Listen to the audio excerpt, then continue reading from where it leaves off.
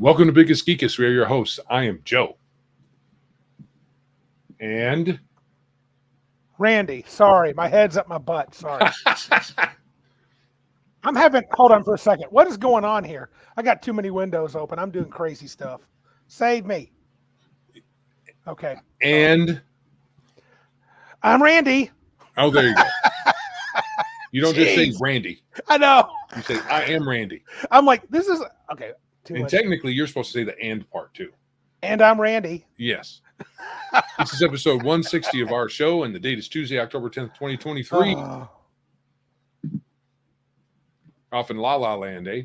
Well, oh gosh. So look, I'm a freaking, I don't know, Gen X almost, Gen Xer, boomer somewhere. I'm a Gen Xer technically, but real close to the boomer edge. And I had three extra windows open: YouTube, Rumble, and then Twitch. And I just shut Twitch off. I was like, I got time for this. I can't do it. It's too much. He's too much. I will never stop using Apple L. You must Apple is the greatest. It allows me to be dumb with computers. Apple is the greatest. How? I don't know. It's currently what I'm using. The truth is, there used to be a way for you to prove that, but it's really been a long time since you could truly say one is better than the correct. And 10 years ago, I was a PC man. Yeah. I mean, I grew up on PCs, not on Apples, and then at school we became Apple. We offered the Apples up. There's Apples are great. They're great. They're great. So I got one. I'm like, oh yeah, they're pretty good. Right. Yes. What's the Apple tax? Ryan Davis pay more for Apple products. Yeah, I know. And Actually, I think Randy, you don't pay the Apple tax. Correct. Randy no pay. That's right. He gets free. But that won't be forever. So. 5-finger discount. Right. Not exactly, but it seems like it. Oh, how was your week, brother? Good. I got my car in the shop finally. Oh, good. So it's running fine. But yesterday was Columbus Day, so my repair got delayed a day because they had to order parts. But I had the day off. Oh, well, that's good. Darth's bragging. He says, "Really, Randy? I have 3 monitors with no less than 3 indoor on each. I don't know what 3 indoor on each monitor, and you can't handle 1 monitor with 3 windows." That's correct. I cannot. Yeah, I'm not sure what he means there. It's probably a typo. Yes, L, you're correct. That is true. Taxpayers are paying for my stuff. Actually, yeah, I think so. Well, perhaps on some level. On some level, and they're the paying revenue. The college pays through revenue, and they get some of their revenue. Oh, I bet 80% of your revenue is government generated in some fashion or form. Very few people pay out of their own pocket for their 100% of their tuition. That's kind of weird. So you're also taxpayers. You're also paying for these students to go to school, good, bad, and ugly. Oh, 3 windows on each. That's what Darth is saying. Yeah, it's. I agree, guys. At least my college currently is. I think I would say the degree that you get from my community college is worth the paper it's printed on. There's a lot of you. Yeah, for the price you pay, it's probably worth it. Well, of course, depending on what you major in. Sure. If you go into STEM or business, yeah, you're going to make some money. But if you're going to go into something else, well, that's on you. That's foolishery. L says, so colleges are looting taxpayers? I didn't say that. But I won't say you're wrong. It's as soon as the government got involved in college tuition, it's gone up almost every year, if not every year, since then. Yep. Now we do things on my end. Like, for example, I have all my textbooks. I better be careful. Almost all the textbooks the students need to get for my classes, you can get for free as a PDF. And you can on several of my courses, the high end for a hardback's $35. Oh, that's awesome! Because I remember when I went, it was like $100 or $60 to $100 a book. Yeah, now it's more like $200 a book to $300 a book if you get the most recent one. Yes, and so I don't use that, and I use something called open resource books, which gives them free. Basically, you can get them free for the PDF. It's a good deal. You're awesome. Everybody should bow down to you. I know we got a lot of us are doing that. I won't call it awesome. Just trying to help the kids out a little bit. Well, it's good. It's good to do. I mean, math, apart from some of your bleeding edge, cutting edge research, or it's not really research, is it? It's theoretical work. Yeah, there's some of both. There is some applied mathematics that's actually real things. Right. So, but at the college, at your level, at the college you teach at, you don't teach any of that stuff. I take algebra, so math, algebra, calculus, linear algebra, differential equations. That's about it. When was the last time calculus changed? That would be never. So yeah. All right. So tonight, this is a live stream about gaming, not math, right. or when you're in Europe or the UK, you say maths. Maths. Yeah. I mean, there's technically more than one math subject. I guess that's why they call it that. I don't know. Anyway, because there's never a singular formed plural of anything. Right. We are going to talk about looting the corpse. Yes. Elle had a funny little saying in here at the beginning. Connecting our two topics. Yes. You guys, where are you at? Let me find it for you. It is too much. I will find it. Here it is, though he had to fix it. There it is. Love the theme, said Elle. Looting and addition wars, not efficiencies, because each new that's okay. I type worse than he does. Because each new additions murders the previous and loots his corpse. He's got some points inside that. Yeah, but the thing is about looting its corpse, they usually don't take any of the good stuff. That's true. They leave all the cool stuff we liked, and they gave us crap we didn't want. So yeah, in essence. But I do think we'll get to that. We'll talk about additions and stuff. So, but looting. But you're talking more about looting within the game, right? Right. While I was doing my regular job, my mind was on D&D or gaming. Of course. And I thought that talking about looting, not necessarily treasure, but it involves treasure. It's treasure adjacent. I thought that would be a good thing to talk about. Sure. So collecting treasure has a few issues that can be either glossed over or handled because at the DMC's fit. Mm-hmm. Right. Right. Sure. Different editions of the game, as we'll talk about later on, either totally leaves it up to the DM on how to handle what to give and how much to give with minimal guidance, like random tables, first edition, down to later editions telling you you can't have any more than X items. Right. And certain items, what are they called when you're bonding to them essentially? In 5th edition, whatever that nonsense is. Something like bonded items, but there's a name for it. Right, you can only have 3 of a... Attuned. You must be attuned. Yeah. And there's certain items in 5e that need attunement and those that don't. You don't attune to potions. Right. And in 5th edition, you don't get magic items until your 15th level. You would think I would like that game. Yeah, yeah. So, but for the editions of D&D, or for your regular, any RPG really,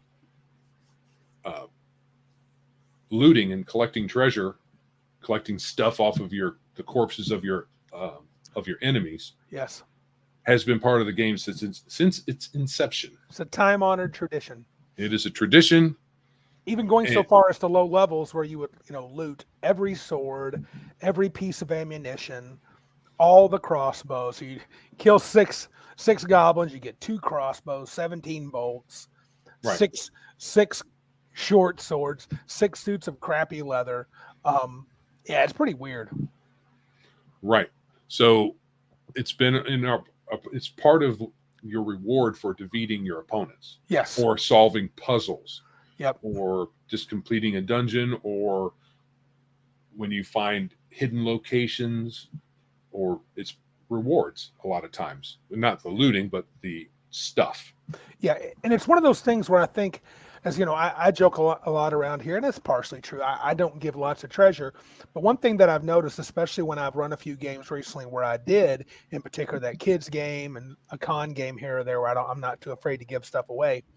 I forget what it was like when I was first DMing basic D&D. I gave away a boatload of stuff, and you know what? It was fun to give stuff away. Right. If you killed a player, an NPC, my thought was he's like the player character. He has stuff. Right. And I think where I came up also with this as a talking point is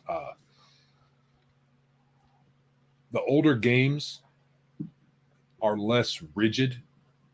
Yes. And have a lot of rough edges, rough spots where the DM has to make calls. Yep. Or not. I mean, they can just leave it where it is, like with looting and encumbrance and how much can you carry. DM can pay attention to it or not. It's up to them. And this is one of those areas where in earlier parts of the game, it's not, well, balance we don't really care about on this channel. But not really. It's not how much, when to give it. It's very loosely defined in the earlier editions of the game. For sure. I mean, people that play BX and the early box sets, Mike could tell me where it happened, but I don't remember ever worrying about. I mean, I might look on the treasure table and roll, but that's about it. It didn't really give me much to work with. Now, I think monsters might have had, those that play the older games like BX and stuff like that, does each monster have a number, like a letter, like a L, treasure, I can't remember how it works. They certainly did it in first edition. First edition for sure, yeah. They told you what to roll on. I can't remember how it was handled in second edition. It should have been something similar. Probably similar, and dragon hordes were even different. You know, if you fought a dragon outside of its lair, you pretty much got nothing.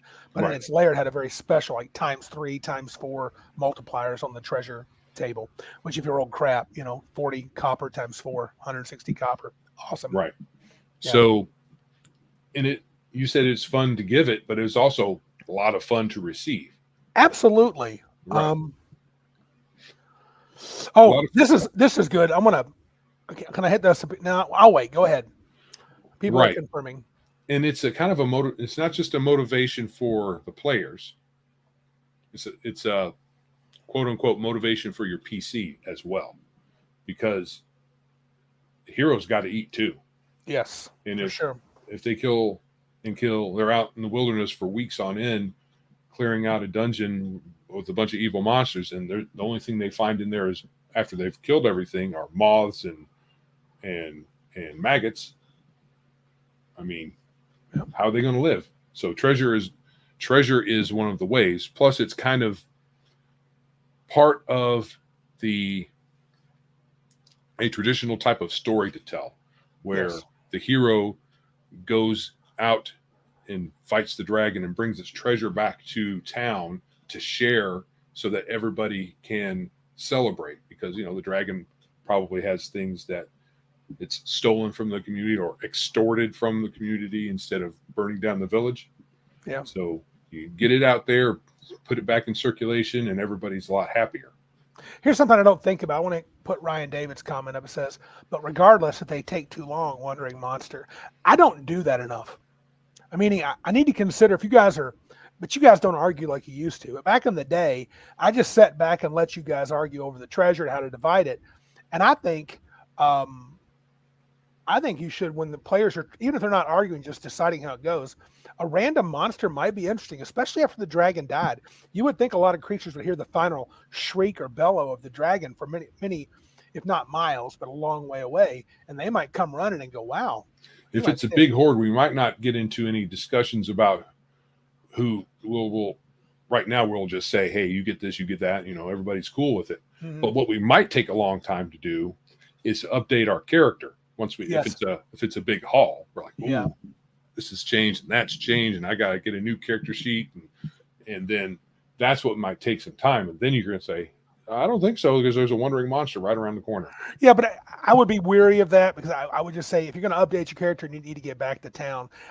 Ironman makes a good point. In some games, looting can include food and water supplies. Sure, if you track that sort of stuff. the monster might become your food supply.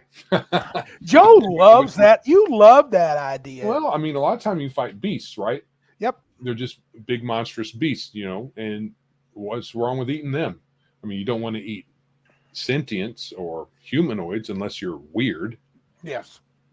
But David Will says, back to that idea of being drawn to the dragon being killed. They might stay away because they're more fearful of whatever just killed the dragon.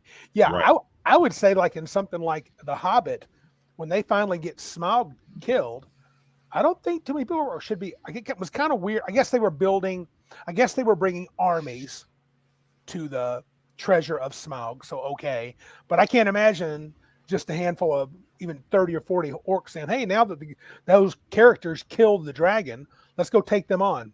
That's probably not their first idea. They're like, maybe not. They just Hey, kill Charlotte. dragon if they have the yes.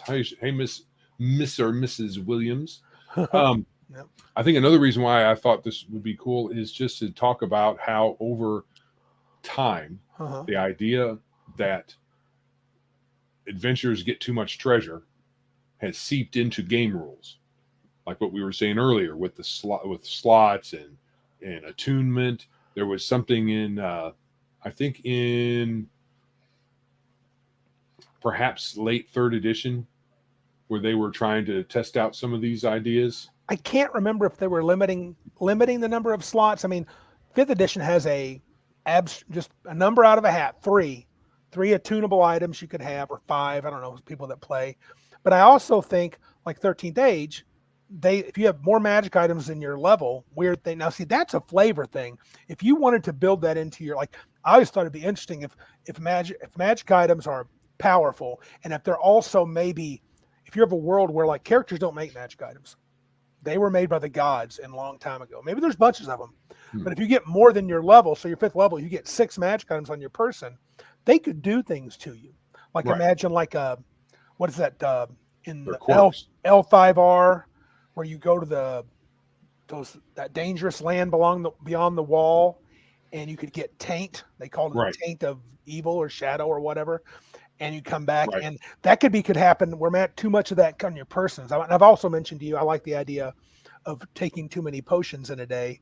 Could be hard on a body. Too much imbibing. There's the potion miscibility table from old days, but that was more just taking 2 at the same time now. Not like taking one, waiting a couple of seconds, and then another one, or minutes, or whatever. David Gwill and Martinson said Shadowlands. Yeah, Shadowlands taint. Right. So, but that's also a limiting factor. Yep. If you feel you need that, I mean, old school being in most D&D games, anything. I think 4th edition had they had some weird magic items. There's been a few weird things that come up with different ways to limit your magic item capacity. Yeah. And I guess I get it. You could. It could be artificial, but it could be set to it could be focused on how the setting works. I agree with you. Mostly, I would say, why are you doing it? Right. So people have a kind of a Tolkien view of D&D worlds. Yes. Where in the Tolkien point of view on this type of thing is a group of adventurers like the 12. There were 12 of them, right? 12 what? The companions. There were 12 of them. I thought there was 9. 9? There were 9? Yeah. The Fellowship of the Ring? Fellowship was 9? It was 9, yeah. Yes, they had like one magic item, right? The ring, the one ring.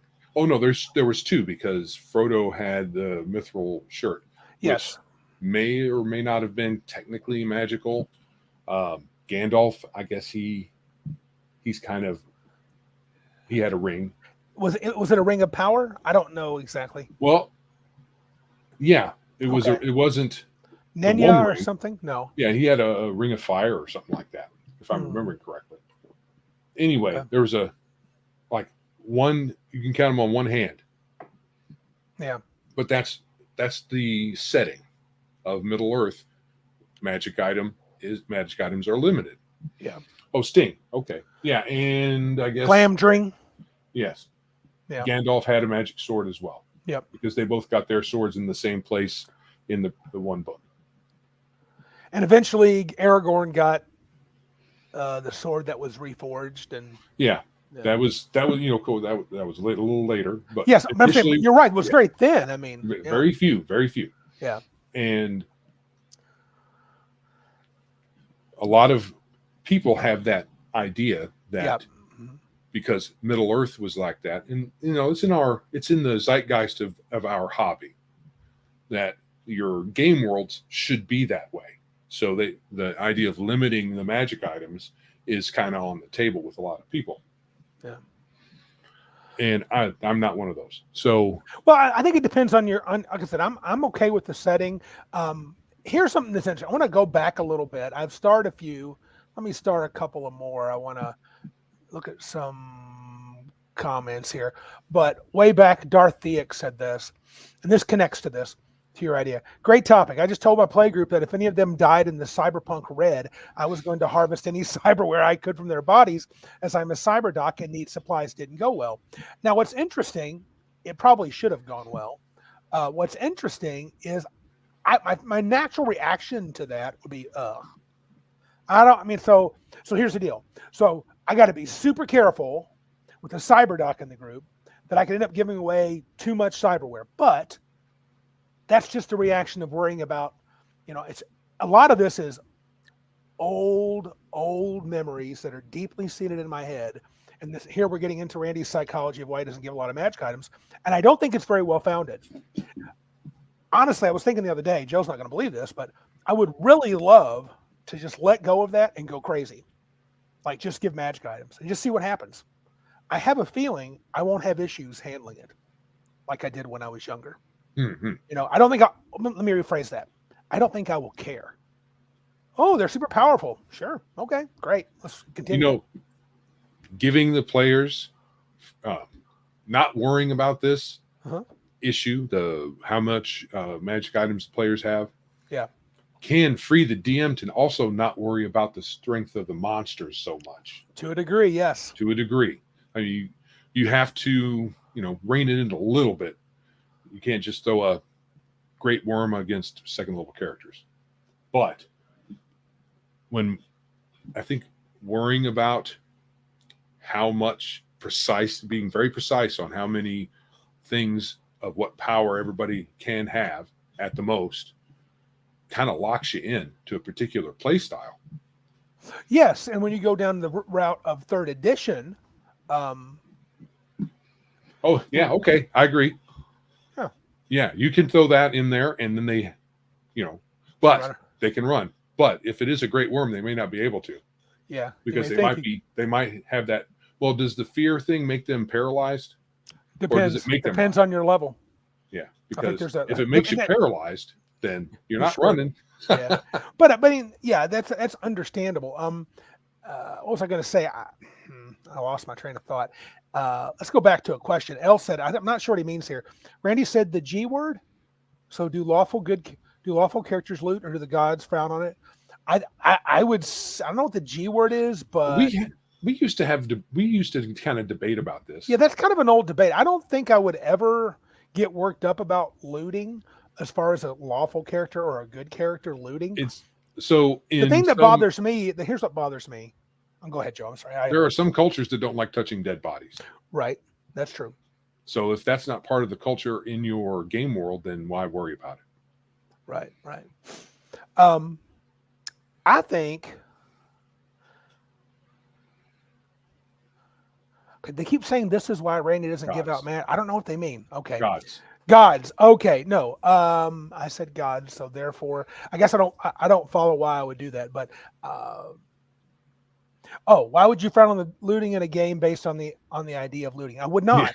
I would not. I don't know where this is coming from. I'm going to ignore it. I'm going to ignore it for a second. Yeah. I think it comes from the fact that some people think that lawful or good characters would have a problem with looting. Right. Dead people. I don't think so. So if you're like wandering around and there's this farm that's near a town and it's obviously been ransacked by maybe goblins or whatever. Yeah. You might not want to loot that farm. Right. Because you might not have any authority to. You might feel bad about that. And you might think maybe some relatives are going to deserve whatever that is. Right. But if you just beat up a bunch of goblins and all you have is their corpses in front of you, Yeah.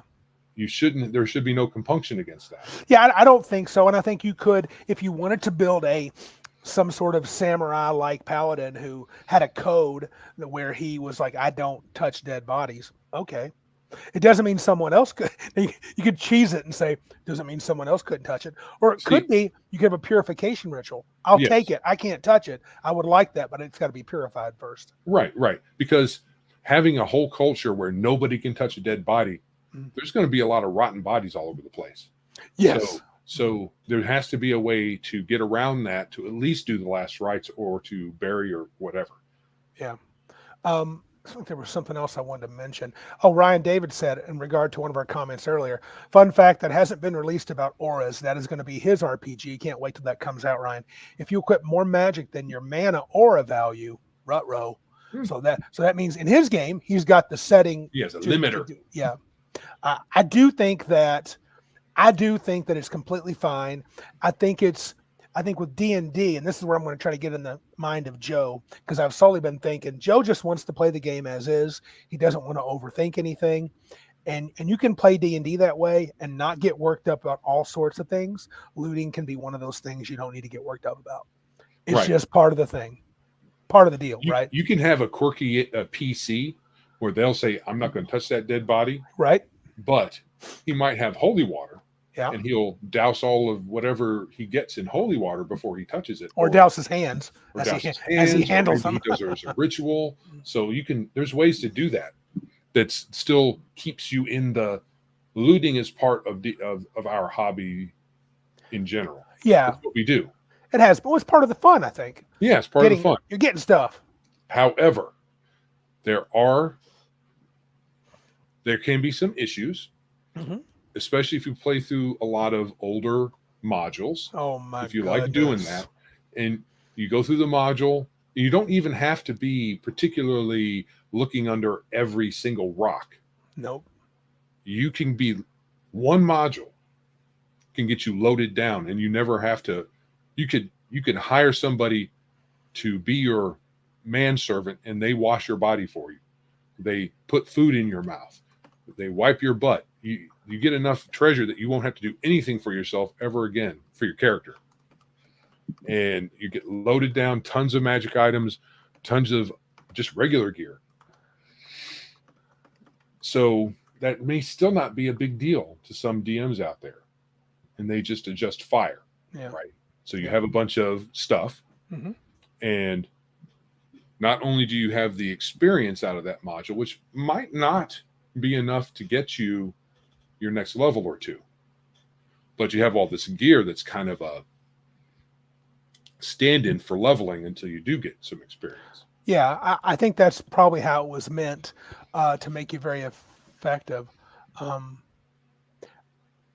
I think it's interesting to consider, though, the idea of magic item distribution. You do have to watch, in my opinion, I think you have to watch the amount. I think it's silly to do. I think it's potentially, unless you're ready for it, I do think there's potential to really break your game into all kinds of pieces. There's potential, sure. If you just run modules and give the stuff they say give. And there's also the drawback, we talked about it before, mostly during the 3rd edition era, where they would give lots of magic items and modules, but the players never wanted them. Right. Because of the build game, it doesn't fit my build. You never heard that hardly at all in the older editions of the game, because I'm a fighter. Yeah, I like a longsword. I'll use a warhammer. It's +3. Right. Because you didn't have specializations until Unearthed Arcana, if you used it. So you just had if you're a fighter, it doesn't matter what weapon you use. You just use weapons. And the best bonus weapon is what you're probably going to use, or the material in it. So you might have the whole golf bag thing going on. Right. So that's not even talking about artifacts and relics. Oh gosh, I know. Which put a whole other level of wonkiness in the game. Deck of many things. Yep. you don't necessarily see a lot of those being given out. Especially not the ones that are in the DMG in those modules. Not a lot. You see a lot of use of the deck of many things, but it's usually like, hey, in front of this room, there's this dude and he has a deck. You have to draw a card to go in the room. Right. It's something like that. It's part of a trap or something like that. But they had all kinds of rules they had little blank spaces where you could write in the powers of the different artifacts and relics, and those could add a new level to your game if you threw some of the weirder ones in there, like the Mighty Servant of Luco, or is Apparatus of Qualish, was that actually an artifact, or was that just a miscellaneous item? I think it was an artifact originally. But no, maybe it was miscellaneous. I can't recall. Yeah. Yeah. Right. So if you're going to worry about it, there are a lot of ways to handle it. Yes. Even if you play the older games that don't have a standard system, because they're I don't remember there being much of an encumbrance system in first edition. I mean, you had a weight limit, but a lot of stuff didn't have a weight listed. Yeah. Especially when it came to magical items. Yeah. No weight listed. But it's just based on your strength. So if you were a single digit strength caster, like I played most of the time, you would really not want a bunch of stuff. No. Or you would have someone carry it for you, or you would hopefully get a bag of holding, or a portable hole, anything like that. Yeah. The chat's going crazy in this one question Elle started, but I think there's a simple answer to it. Said Randy, that was the point. Would a lawful character loot not knowing these things? Elle talked about if you don't know if it's stolen from somebody or if it belongs to them. In the end, there's no way you hold someone responsible for something that they couldn't possibly know. Right. If you the example, just because you're a lawful person, you're not necessarily a paladin. Paladins have codes. Lawful people, they just try to follow rules. I mean, if the rule in the kingdom is you never take anything from anybody, even after they're dead, okay. But if it's not that, you're going to be hard pressed. You're going to be hard pressed as a dungeon master to give a lawful character a lot of crap for looting a body. That's really weird. You're going to do a lot of convoluted stuff. Like, I don't know, things like, say, what Elle said here. You stole the heirloom dagger from the bandit's wife. So now she has to go into prostitution to feed their daughter. She could have sold the dagger you looted. Whatever. That's on her. Don't be with a bandit. No one ever has to go into prostitution. No. That's always a weird thing. Well, unless they're arm barred. Someone could beat them and force them into it, I guess. Oh, sure. That's a possibility. Right. So you could be kidnapped and forced into it, but that situation, not really. Yeah.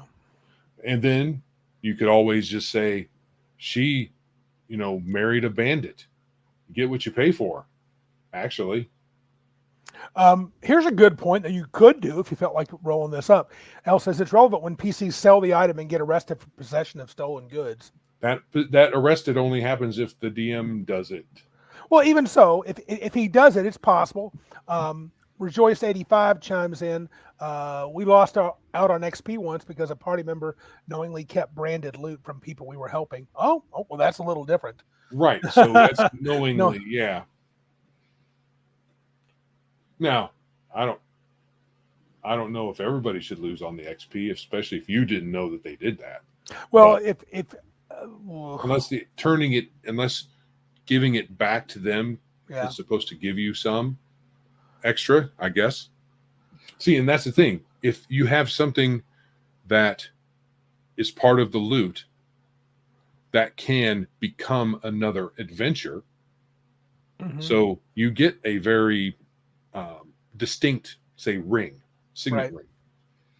And when you go to sell it, the guy says, "Hey, I can't buy this because of X, Y, and Z." Right. So then the DM can say, "Hey, you got another adventure we can send you on to get this back to its rightful owner," and can be a springboard. So, I will give this nod to it. I'd mentioned before how I don't like playing I don't like running for characters that are evil, nor ones that are very mercenary. And I got to qualify this.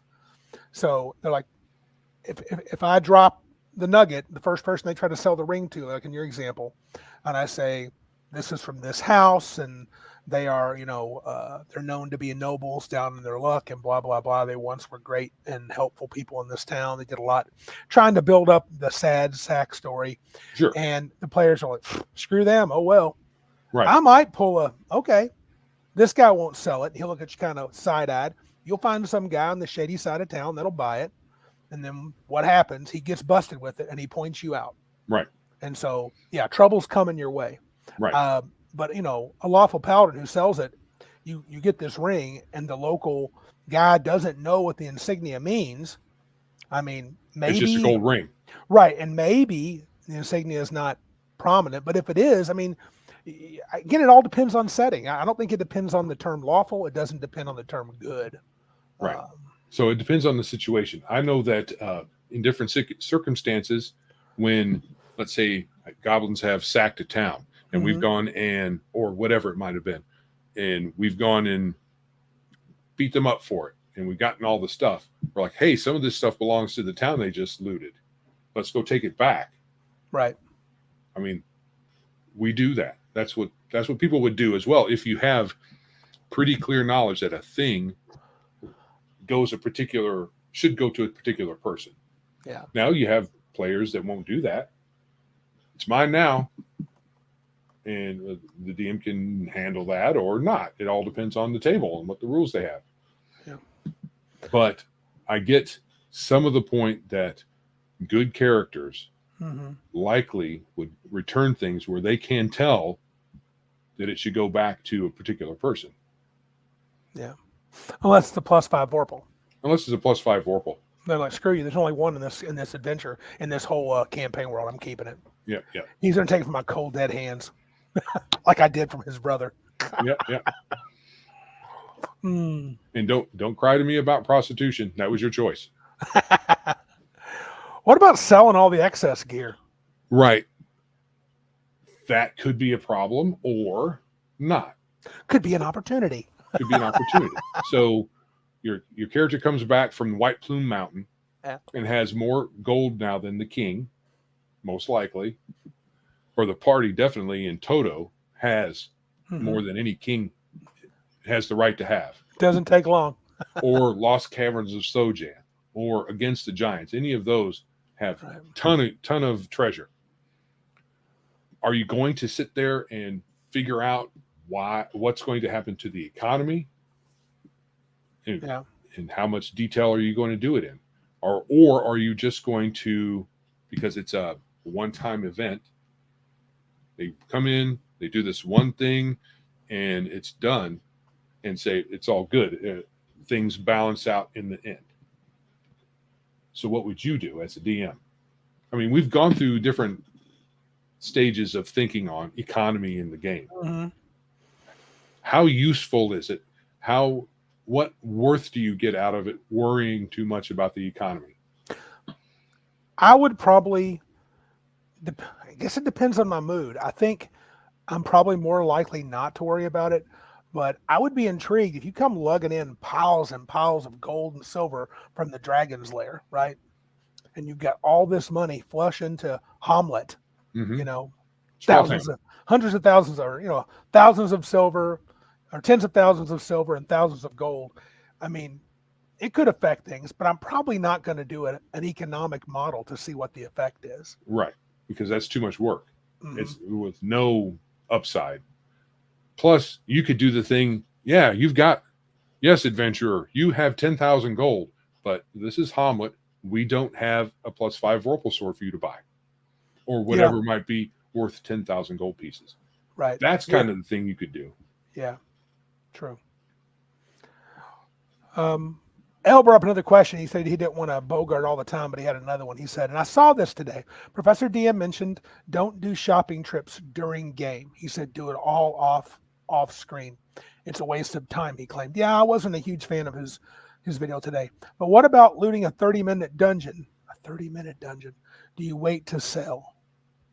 So when you loot stuff, do you delay the selling of the stuff? Well, if you mean by 30-minute dungeon, if it only takes you a half hour for you to play through that dungeon because it's kind of small, Mm-hmm. do you run back to town and sell everything? I mean, we've done it to all different kinds of ways. We've done in-game town stuff where we do some shopping and do some selling. Mm-hmm. We've done it off screen, so to speak. Hey, you guys recovered all of this stuff. If you want to sell it all, then it's going to be worth this much, and this is how much you get. Right. We've done it that way too. Yeah. I don't think that there's a superior way. I mean, some people enjoy doing the town stuff, and some people enjoy the economy study.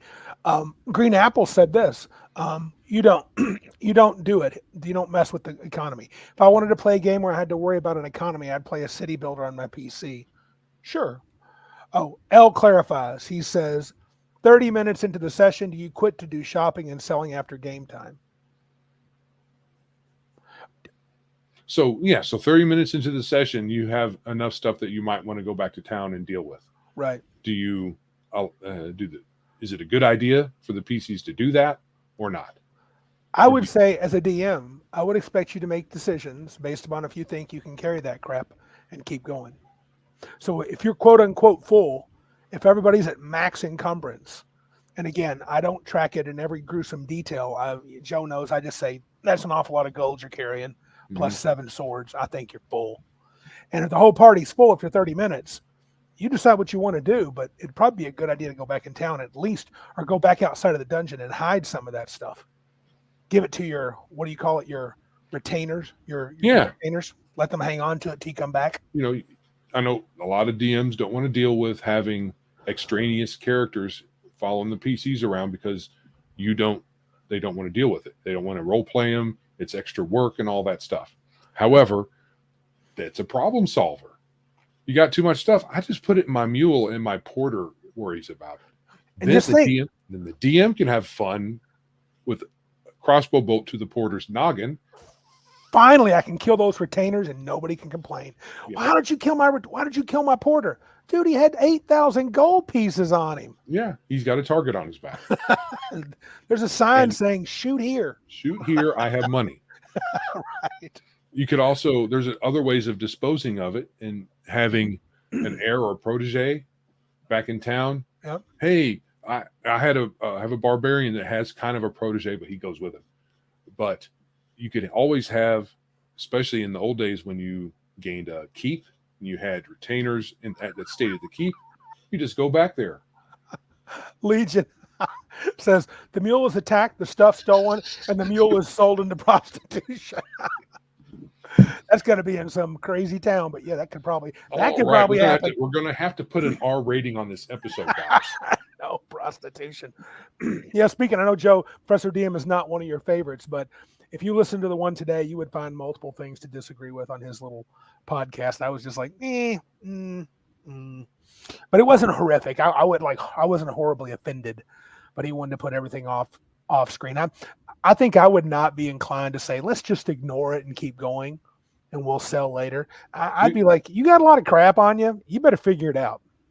Sometimes town stuff can be fun. Sometimes you want to just get down to slaying the monsters. Yep. So, pick your poison. And a lot of these considerations are up to play style at the table. Individuals are your mileage may vary. And if your dungeon's remote enough and no one can get to it, you're on the top of this mountain and your retainers and wagons or whatever, your retainers and your mules are sitting there on a flat, plateau, and no one's, for 700 feet to get there. You could probably just hand them the money and say, sit it there by the fire. I'll be right back. We've done that. Yes. We've done stuff like that. Yes. Oh, we're in a remote location. We're at the top of a mountain. Dragon's Lair. We can't carry all this. We don't need to. We'll just leave it here. We'll come back and get it later. Yeah. Yeah. I think I like Man's thought here. Mundane selling is usually off screen. Commissioning a magic scroll to be made. I agree. I would have it role played. It's a different story, like in 3E, which is part of the reason that 3E lost a lot of favor for me is that things just got really just too gamey. And that sounds weird. We're playing a game, but it lost a lot of its soul at times. Just kind of, okay, we're gonna sell. I got 10,000 gold pieces. Go sell it. I got 10,000 gold pieces worth of magic items. I don't want any of them because they don't fit my build. I'm gonna sell them and get $5,000 back, and I want it in the form of a +1 ring of protection and a cloak. And it's like, well, oh, to man. be honest, a lot of third edition magic items were just +1s, +2s on things. So a lot of that stuff is boring. Yeah. In the early game, you had your bonus items as well, but a lot of it was cool and interesting. There was plenty of things where, and I think a ring of protection was actually +1 on saves and armor class. So it was pretty boss. In third edition, they said, "No, we can't have that. No, it's too cool. Too cool. No, separate it." Because they had to say, rings do this. Yeah. And stuff you put on your bracers, that particular, you had slots. And the magic item, the magic item, so many rings, one on each hand, and a bracer slot, and the slots were for a certain slot, thing. And generally speaking. Yeah, it was weird. Instead of just saying, who cares? If you as a DM want to say, in my game, if you get bracers, they're generally going to be this, that's fine. But when the game says, when you get bracers, they're generally going to do this thing, it makes it it's more limiting. Yeah. Less fun. Yeah. So, don't worry about the economy in your game. Generally speaking. I mean, I'm saying for a one-off incident, if I'm motivated at the time, I might here's what I would do. I would make a note. They just brought 30,000 gold pieces into a town where the town is not worth 30,000 gold pieces. So I'll just slowly show how things have changed. Right. I'm not going to go into like some calculation. I'm not going to do a line of best fit to describe less is more. Model. Yeah, exactly. But I would absolutely, if I was in the mood, I would do it, or I'd ignore it. And they'd say, look, the adventurers have all the gold. We don't. Life goes on. So I think bottom line here, because where this first came from was just this thought process that over the years, looting and treasure getting has kind of been de-emphasized in our game and pushed off, and you only can have so much, and we're going to make all the magic items less powerful and all that. Yeah. How much magic and treasure in general is good or bad? Can you put your finger on it? I can't. Everybody knows I lean toward less. But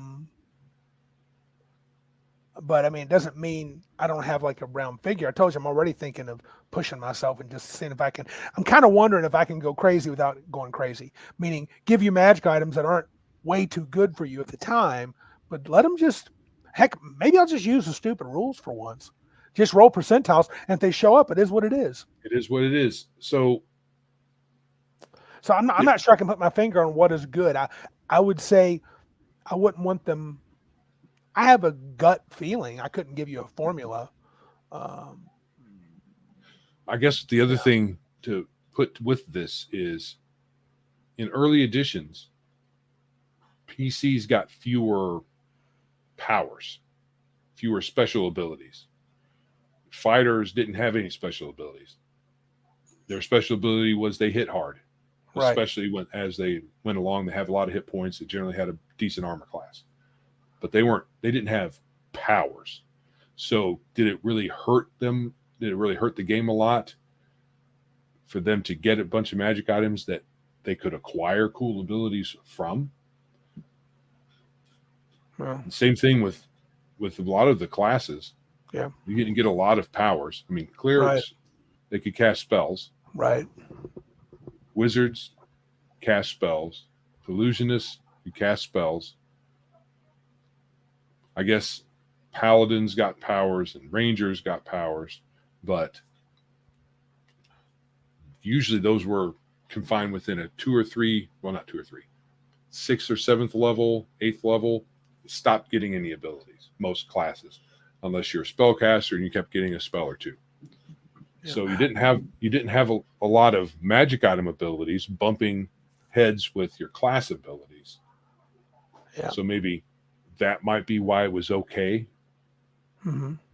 It didn't Sure. seem like a big deal.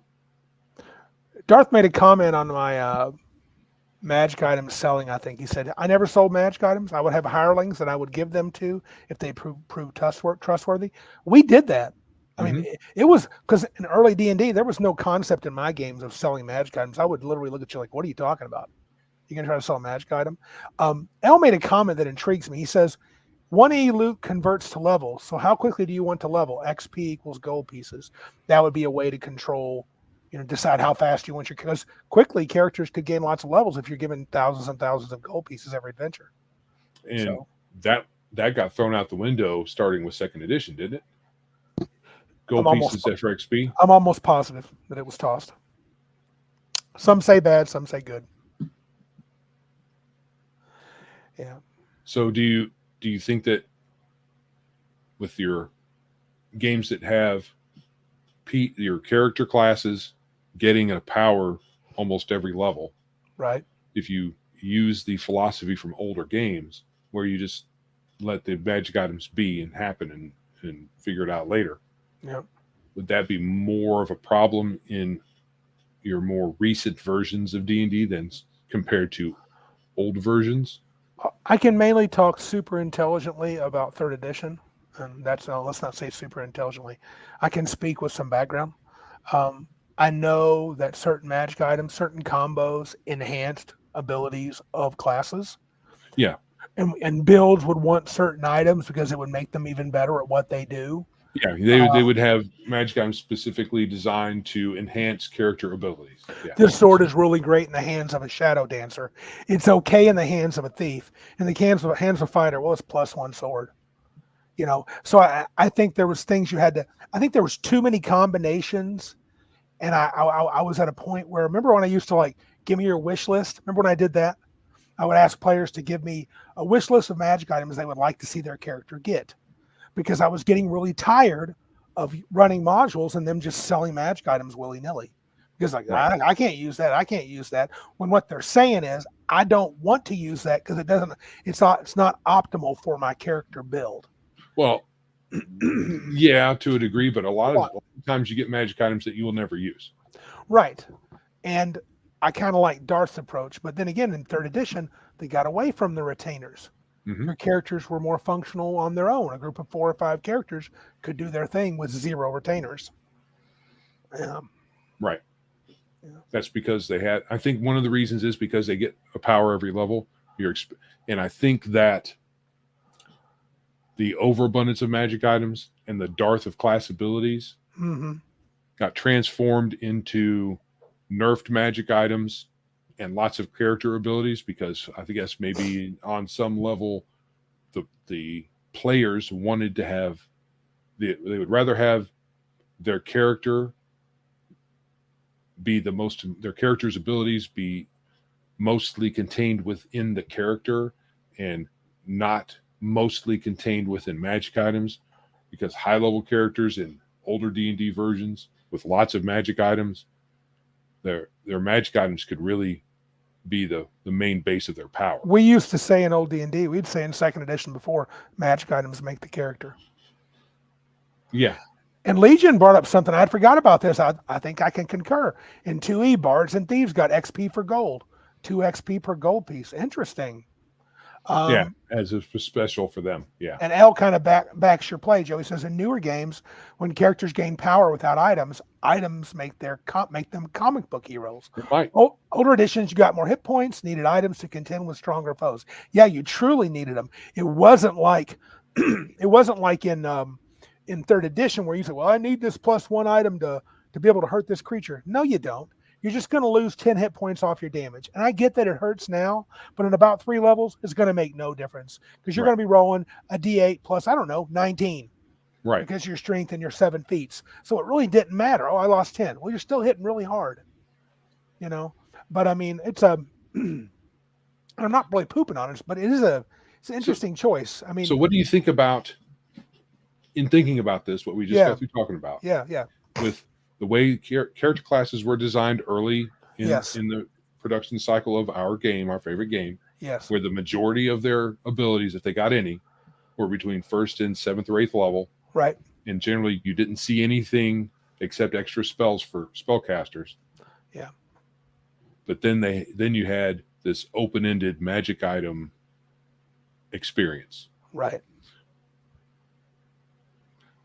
I guess some people are going to think that the more newer games, where you get abilities every level, practically maybe 2 or 3, they will like that better. But I'm starting to think that I like the older way better. And I know I've complained about, well, you stop getting powers after 7th level, so why play? Right. That's why maybe a lot of people don't want to play after that. And you've gone through that. This has been a whole, A big cycle we've followed through. And I wonder if we jump back and start playing TSR style games, which we are more consistently now. If we played those, would we eventually get back to the same? Because we've got a little frustrated already with some of the rules that we've seen that we didn't like before. But the magic item part and the spells have been actually kind of a breath of fresh air, And so I think you're right. I think the third edition allowed for magic items to really make you uber, whereas I think 4th and 5th made them less and less impactful, period, at all. Just your abilities. Abilities in 3rd edition were pretty darn good with feats, but you still wanted magic items because they could take you to the next level. Right. So if your philosophy is magic items should be rare and you shouldn't really see them until you're a certain level, and you're more of an old school gamer where your majority of your abilities are gained at the early levels, and then you say, yeah, we're going to quit at 6th level because that's where we like it at. You're probably only going to have a magic item or 2 in the party. So, the thing for me, the quitting early, what bothers me is, man, I got a whole stinking monster manual. Yeah. And you got a buttload of high level spells. As much as I hate it, I want to see Joe cast Time Stop because that's freaking cool. Yeah. Meteor Swarm. Yeah. The screen went black on Rumble, he said. Patty Parlor. I don't think so. Let me see. He said he said the stream. Did the stream go black on Rumble, or is it? It looks good on my end. Yeah, my end too. Maybe there's some sort of network issue on over where you're at, Patty. Yeah, I'm not really sure. I just refreshed it and we're good. Yeah. L asked a good question. He said, oh, okay. He says, oh, okay, it was me. Says, makes me wonder what low magic games did for higher levels and no magic items to compensate. I would imagine that low magic games don't get too high level, but you never know. It's hard to even envision it because if you have low magic, high level means high magic almost all the time. Yeah, I mean, it's just hard to. I mean, now to be fair, with the 2 experience points for 1 gold piece in 2nd edition, bards and thieves could gain levels pretty fast. Thieves have always been able to gain levels fast, so thieves could level up. Fighters weren't too bad. I think clerics were kind of hard, and magic users were nightmarish to gain levels, and paladins were impossible. Clerics were not that hard. Yeah, but which is weird. I think that they were one notch above thieves. Thieves really weren't powerful at all. No, thieves were suck actually. Yeah. So, and they needed magic items. Now with magic items, thieves could be very interesting and cool. Yeah, but there's no, with the restrictions on the backstab from 1st edition, and if you fight a bunch of non-humanoid monsters, they're not going to backstab hardly anything.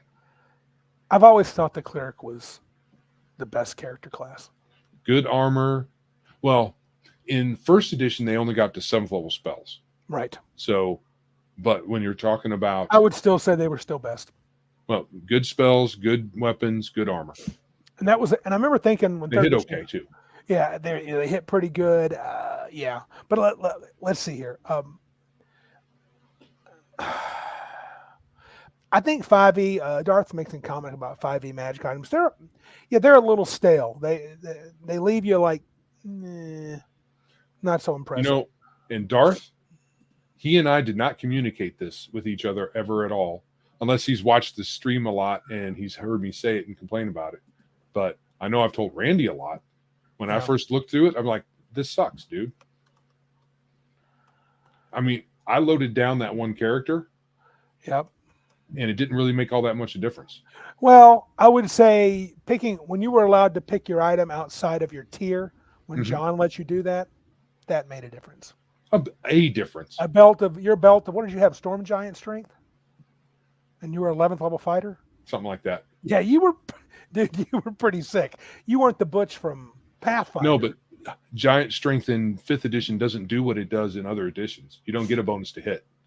I agree. I just know you hit pretty hard. I don't think. I have to remember. It's It's been a been long too time. long. Yeah, but He was yeah, tough, yeah. but I don't think he was that over the top. And he was much less impressive in 13th Age. Right. So, Oh yeah. well, because everybody's pretty much the same. Everybody's same, Yeah. which is boring. They're all good, but they're all good. They're even differently good, but they're all still the same level of tough. They can kind of do the same sort of stuff. So whatever. Yeah. Yeah. Anyway. So yeah, I think it does matter. I think the game you play. I think in 3rd edition, I think you had to track them carefully because of the stackability of magic items. I don't know about 4th and 5th. I would say probably not such a big deal. And in 1st and 2nd, I mean, yeah, it made characters tough, but it's kind of cool to have that one character and they say, yeah, you wouldn't be that good if you didn't have that rod of resurrection. Yeah, but I do. And I'm awesome. In 1st edition,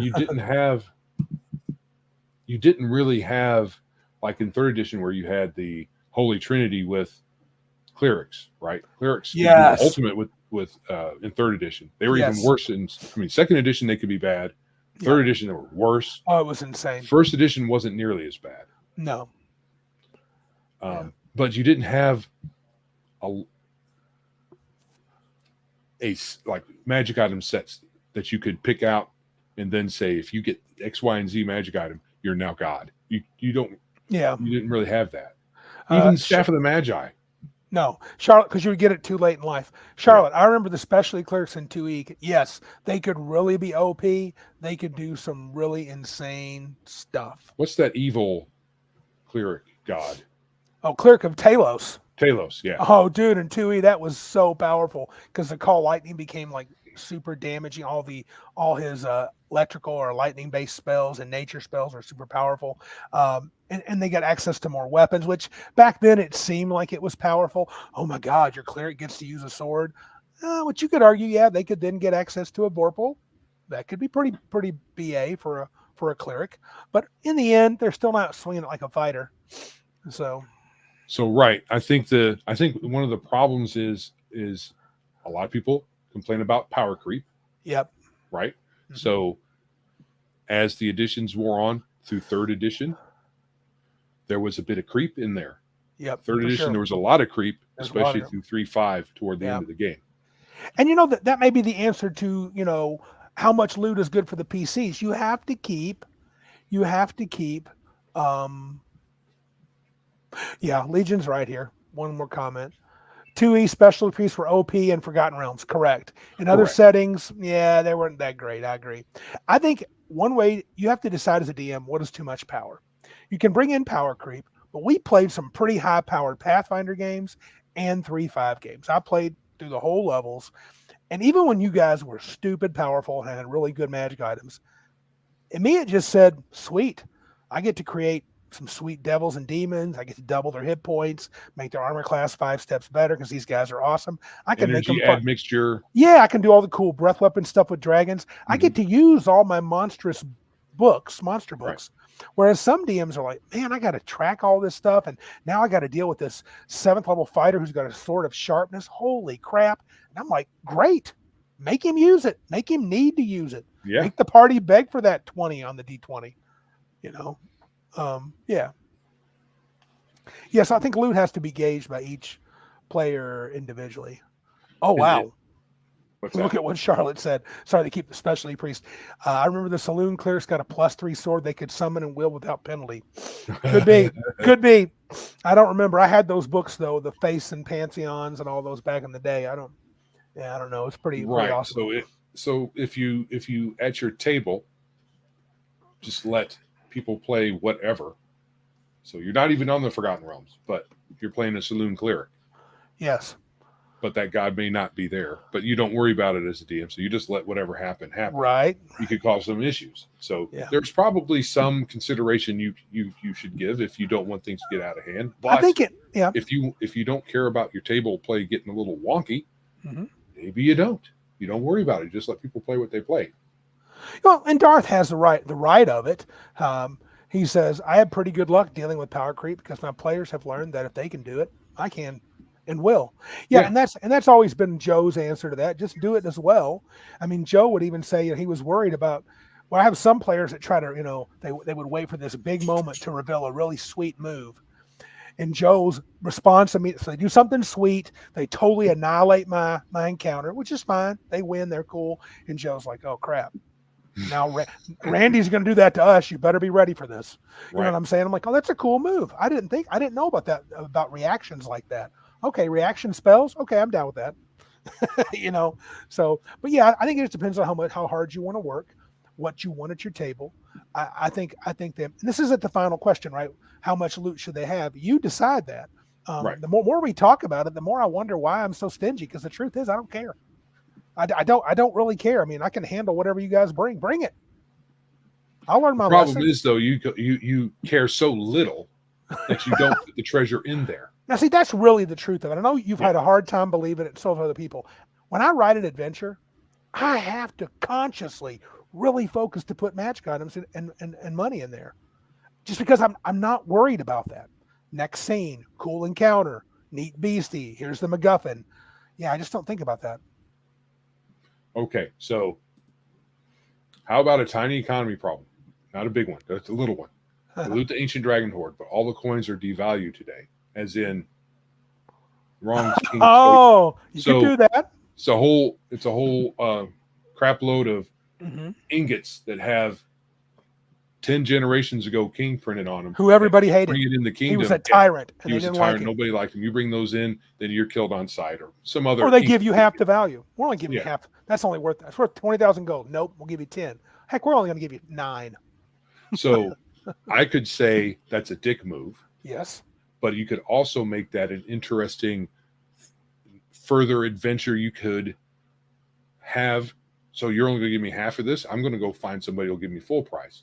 Or find some way of melting it down. Maybe there's something in the ingots from that time that's special compared to the ingots of now that actually makes them worth more, but nobody knows about it. Maybe so the dwarf, but make PCs work for it. Yeah, maybe the dwarf cleric has got a background where he's a dwarven smith of some sort, and he can do that, spending a lot of time. He can smelt them down, or even here it could be a thing. Sometimes one man's dick move is another man's flavor.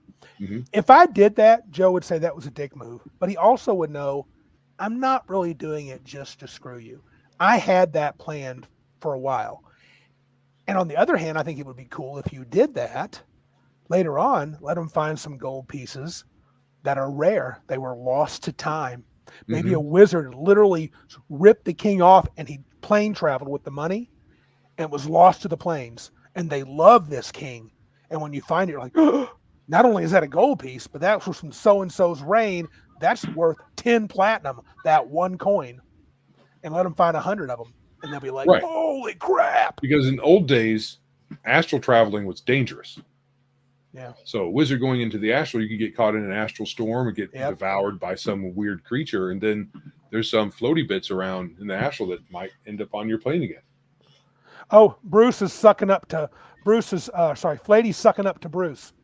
He says, my green Ronin advanced bestiary came today. Still waiting on the other one. Should be here by Saturday. Don't do that, Flady.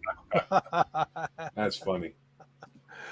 Oh, yeah. I conjure a magma bed under the sleeping frost giant and let him be immersed for 10d6 fire damage around. I guess he's answering somebody. That's very mean of you. That's funny. All right. So, I guess all this to say that these kinds of considerations are a table matter. And one of the things I don't like is that as farther we get along in these production cycles, the more rigid the games become. And I know as a DM, you can do what you want. Always. But a lot of times all these things get tied into the rules. some kind of way. Like Third with, edition, yeah.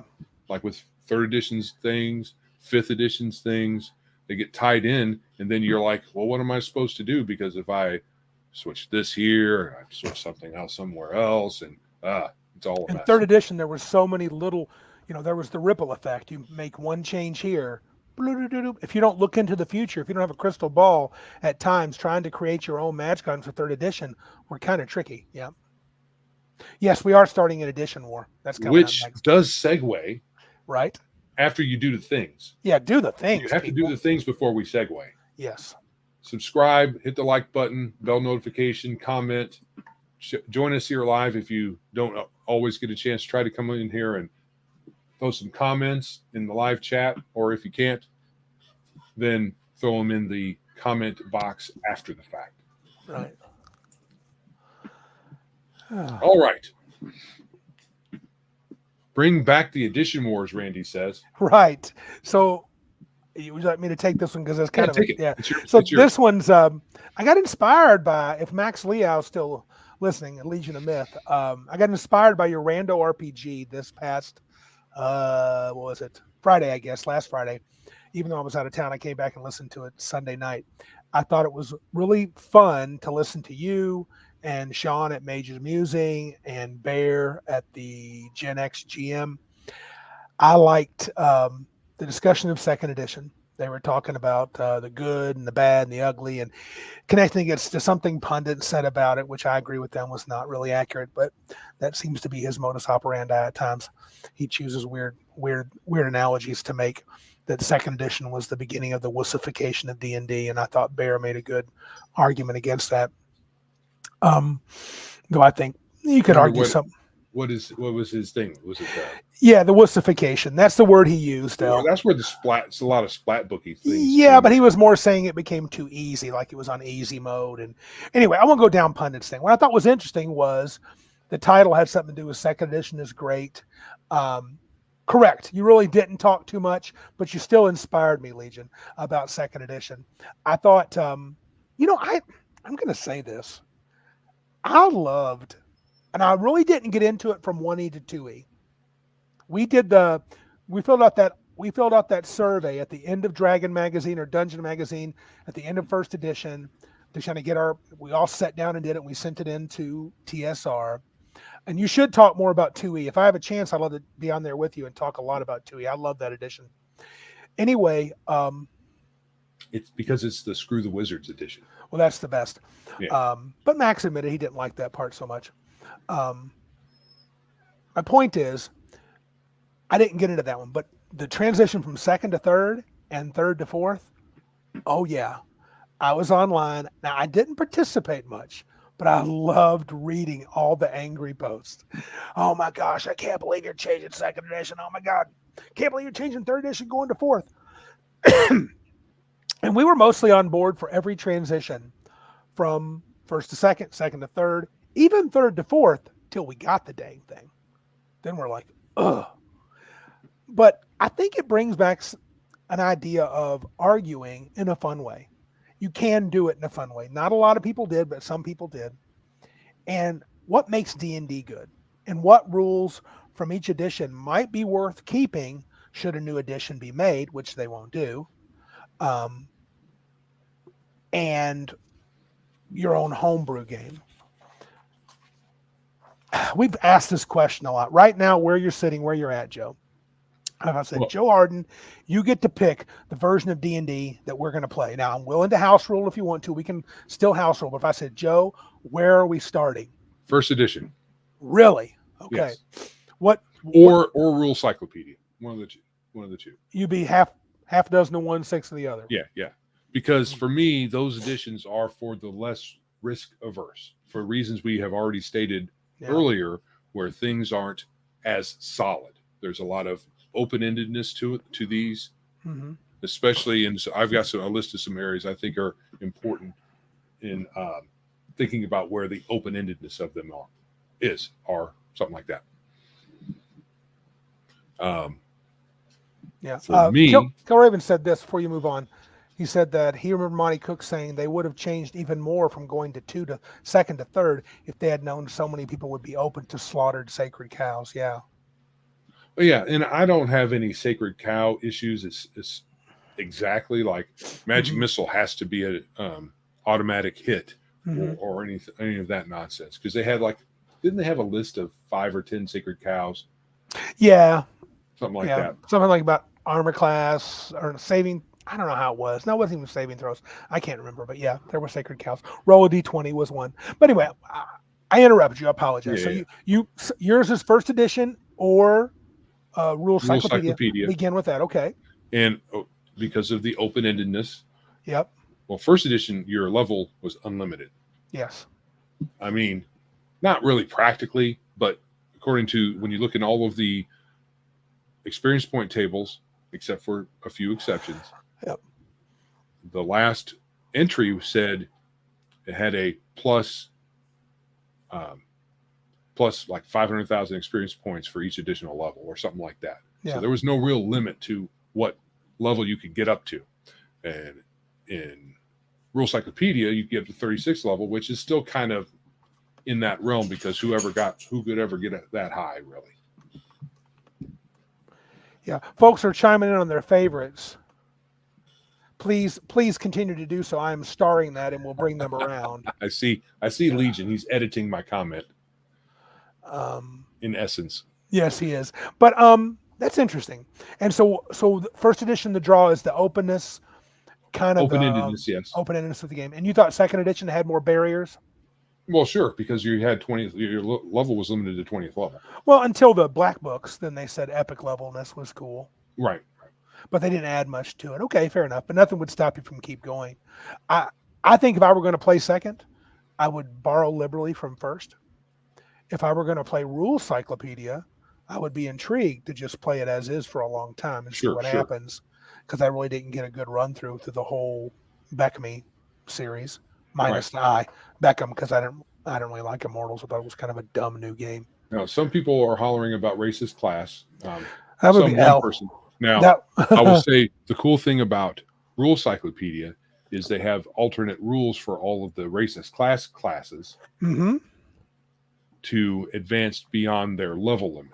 You could be a level 36 dwarf, I believe. Yes, all of them have rules for that, and if I would say use those, and then that would make it cool for everybody.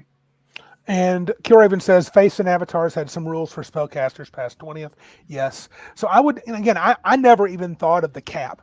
And my idea of second edition, I saw it stopped at 20, but I think didn't first edition also stop at 20 in terms of listing? No, a lot of them, the tables stopped at 11th or 14th or 17th or whatever. Oh, okay. And then it would say, it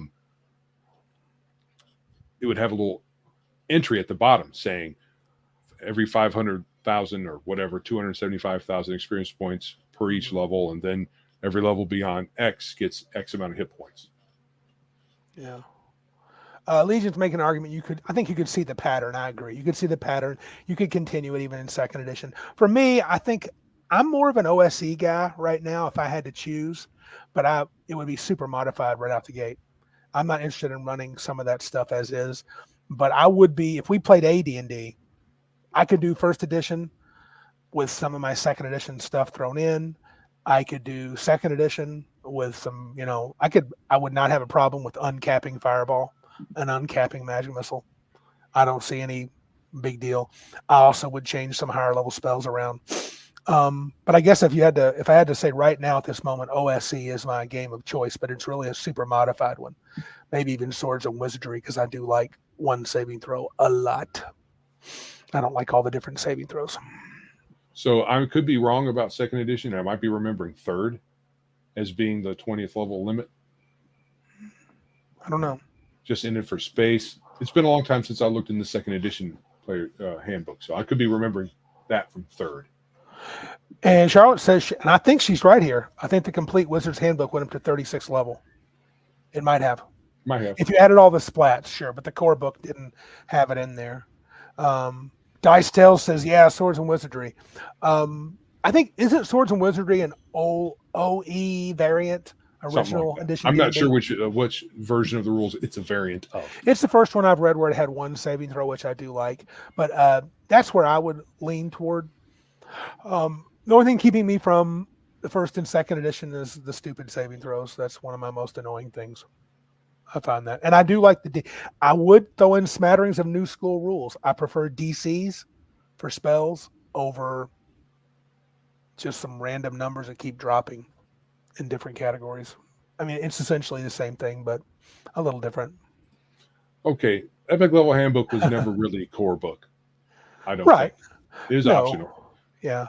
But it's okay. I mean, it was Fine. it expanded beyond your imagining. And now, to be fair, it was not very interesting. No, Everything just had now instead of more of the 30, same. 38 armor class, we got 58 armor class. Instead of plus 90, you're plus 100. Yeah, but I mean, yeah, it wasn't the greatest. But yeah, for me, So the open-endedness of it also is in the spells, yes.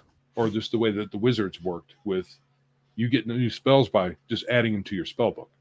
There was no, like in fourth edition, you had a specific powers you could get, and you were, as far as I remember from the book, you only got X number of them.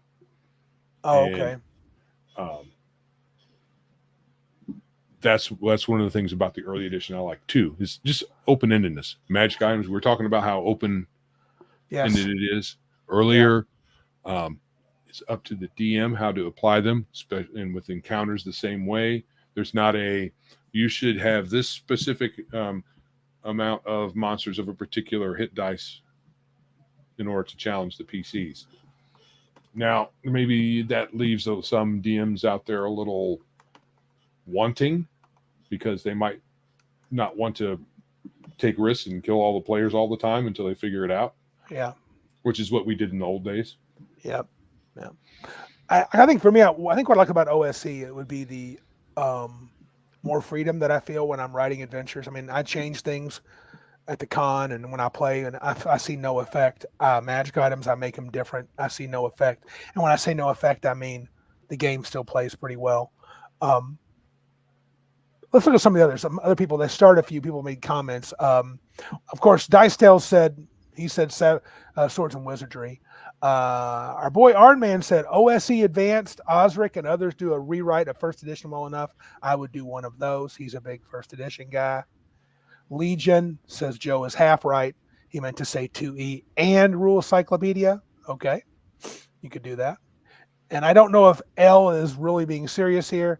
If it isn't race's class, it's pandering to needy players, basic or bust. See, basic won't work for me because it doesn't really go far enough for me. I need higher level stuff. Martinson says 3.x. Yeah, that's it. I think it's an enjoyable addition. It's a style of play. It changes the table pretty differently than what I would want, but I would play it. Yeah, and in reference to L's comment about pandering to needy players, I say no. Yeah, no. I know that a lot of people harp on the humanocentricness of D&D, early D&D, and that there's something to it, that there's some importance to it, and I'm just going to say you're all high. Because you're adding a layer in there, the importance of it. So it was humanocentric, and maybe Gary thought it was better if you played humans, but there isn't there's no importance. There's no important factor that I can glean from that except a preference. So you prefer a game where it's mostly humans. Yeah, he thinks L says Specious, race and class. Serious. Just adds arbitrary skill system into a class-based game. I don't know about that. Tell me how race isn't just another class. Not. No, I don't think so, L. I think it. Where I do agree with it, I do think I like my D&D to be human dominated. I want my settings to be human dominated. But the rules don't have to have the rules don't have to be. You there can doesn't have have to be anything there. no. I think it would be fun if they had special classes for elves and dwarves. But if you just play an elf as an elf as an elf, that's kind of weird. Especially since the elves and the dwarves are all humanoids, so they should probably have some variety in them. Yeah, Yeah, I've dice. heard people say that D&D being humanocentric is important in some kind of way. I'm going to have someone explain that to me. It's a because preference. I think that's a little weird. Dice still says, I know this is heresy, but I don't see a lot of difference until third edition as a practical matter. Even AD&D feels, yeah, I think. Oh yeah. It's not heresy to me. Second edition play nearly the same. I think first, second, basic rule cyclopedia, all that crap was pretty much the same old stuff. And I say that because when I ran adventures in first edition and second edition, I used my old modules. I mean, Keep on the Borderlands was a basic adventure. It worked great in 1E and 2E. Right. Now, earlier editions before first and second, the level limits and limitations on non-human characters were way more severe. Yes. And the differences between first and second edition were kind of stark as well. Yeah, the second edition definitely allowed them to be higher level. Unless you used Unearthed Arcana and your demi-humans had high ability scores. Right. Then they could get into the high teens in a lot of classes. Yeah, I think an elf could become a really good wizard with a 19 intelligence. Like maybe could he get to where he could cast 9th level spells? Yeah, okay. They can get to 18th level if they had like a 20 or 21 or something like that. But yeah, it's pick your poison. I don't really see how having, apart from setting issues, how humanocentrism is important.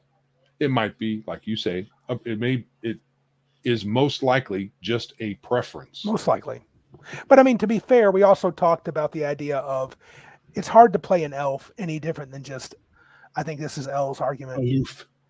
An elf as just a human with a skin suit on. Mm-hmm. But it's also hard to imagine. It's just the idea I'm a 7th level elf. So every elf is exactly the same. That's not very believable. No, every adventuring elf. So is identical. What a lot of folks will say is the elves that go outside of their territory are all similar. Right. That's how some people explain it. Other people say all of them are the same. Right. They don't have the variety that humans do. That's a setting contention. I think it's a must. And I don't think I think the fact that D&D elves are heavily influenced by Tolkien to say that all elves are the same, I don't think that holds a lot of water, because you had Legolas and you had Galadriel and you had Elrond, and they were all somewhat different. And Galadriel's way different. Yeah. From Legolas. She was almost like a wizard. No matter what that stupid Amazon show said about she was not a warrior woman, not at all. No. Did she even did she own a bladed weapon for her person? It's possible that in the Silmarillion that they might have indicated she was a particular way as a youngster, but it's a real stretch from what I understand. When I've heard people talk about it, it's a real stretch to be able to take from a particular line in the Silmarillion that she was a warrior of any repute. So if we were going to fight, I don't mean physically, but argue, because arguing gets a bad rap on the internet because we do it in poor taste. But to debate, I think is fun. Yeah, sure. And if we were to debate, would you think it would be fun for us to take on the mantle or the gauntlet that Legion of Myth tried to throw down and got so much? He got a little bit done, but ended up getting interrupted by the pundit article. It would be fun for us to tackle our favorite versions, the ones we think are the top ones, and say, here's why this is best, the best version of D&D. Oh yeah, we could. I mean, we talked about we've done that in the past, way back in the day, about comparing them. But what if we just said, this is why I think it's best? I'm just saying, I proposed this more for a future idea where we could say, we're going to do 1E, and Joe's going to dig into his books and tell me why he thinks 1E has the advantage over other versions of D&D. So I'll put that down as a possibility. Yes, we let's do that. So Killraven, especially after the menagerie, they're talking about a multiplicity of races, especially after the menagerie that Pathfinder turned into. The player had to have a very good idea for me to allow races that weren't at least half human or so close to human in temperament as to not matter.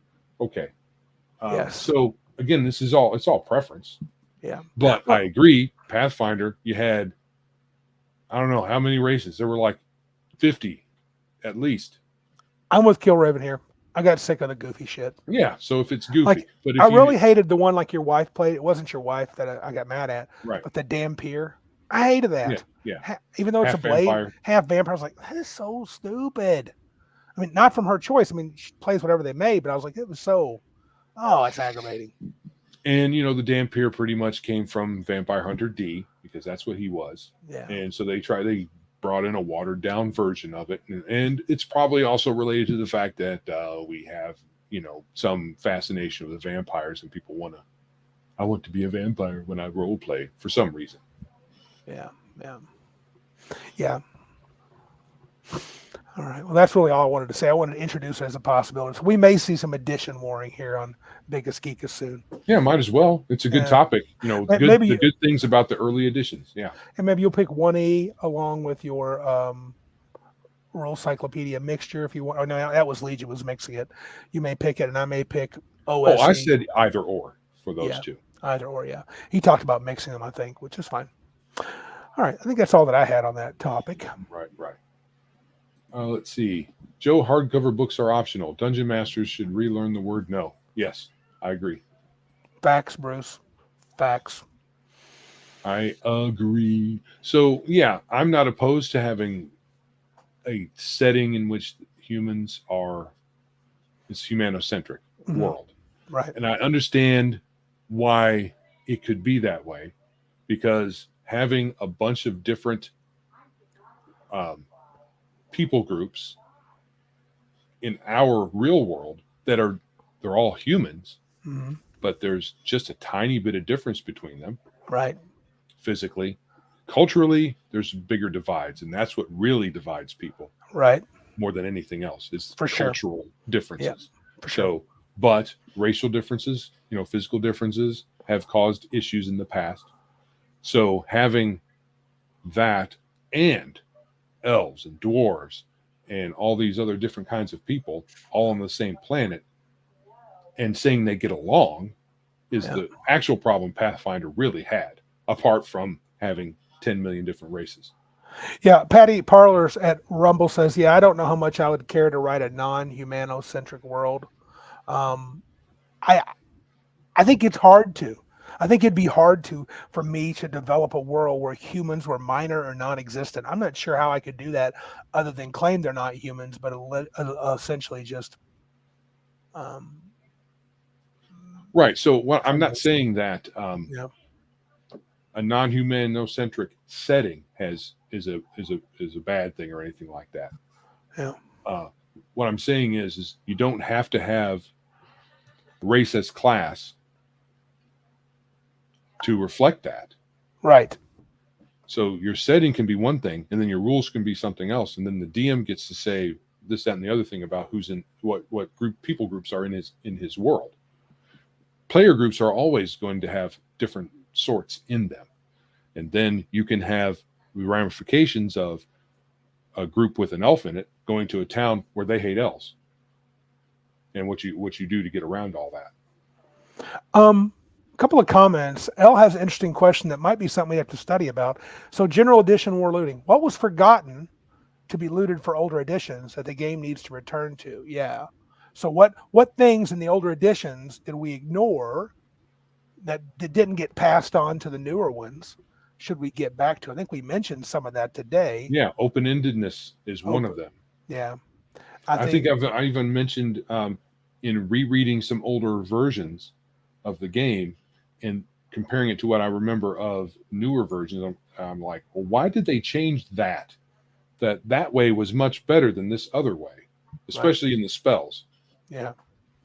Yeah. But Um, yeah, a lot of times they just change things to change things. yeah, and I think also another thing that they got away from was I think they just made, as much as I hate to admit it, and I do love Planescape, but man, every world became cosmopolitan Yeah, with 5e and later on third edition too. They just had too many races to keep track of. right. Um, And I'm not saying I want that cosmopolitan thing in a setting. What I'm really saying is I don't understand what's so dang important about a humanocentric game. A setting is one thing. You can yeah, have a humanocentric setting, and you're going to probably gravitate to that. But there's because you're not an elf, you're not a dwarf, you're a human, so you understand that. right. And if you just make a bunch of communities that are elves and dwarves and humans, and they're all the same except they're some have pointy ears and some are short, Right. there's nothing to that. Charlotte Williams mentions if you want something non-humanocentric, give Talislanta a look. They don't even have any elves. Yeah, best of all, no elves. Best of all, And yeah, Dicedale says, how to do non-humans. Take your hands off me, you damn dirty ape. So Planet of the Apes might be a way to do it. But they were all kind of human-like, all the yeah, apes they were. were. When you watch the Planet of the Apes, the old Planet of the Apes movies, even the newer ones, they were just they all had all the human flobbles. But old things to bring back.